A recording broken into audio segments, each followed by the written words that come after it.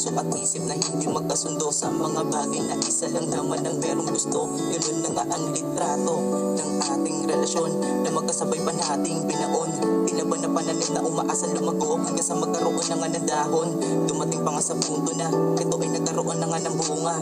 Kasungha lang talaga ay kalaunan ni biglaan na matay, kaya tapos na ang ating pahina. Bakit ba nawala na ang pag-ibig? Kusa lang nawala, di nagpahiwati. Bakit ba nawaglit ang ating pag-ibig? Biglang nawaglit, di na makakabig. Okay na siguro ito, na tayo hiwaling na.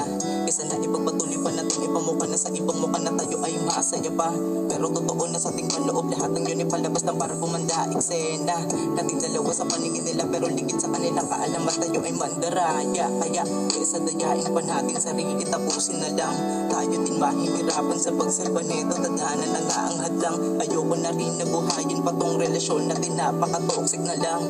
Kasi ang naging ganap kahit katabi mo na ako sa'yo ay parang wala lang. Bakit ba nawala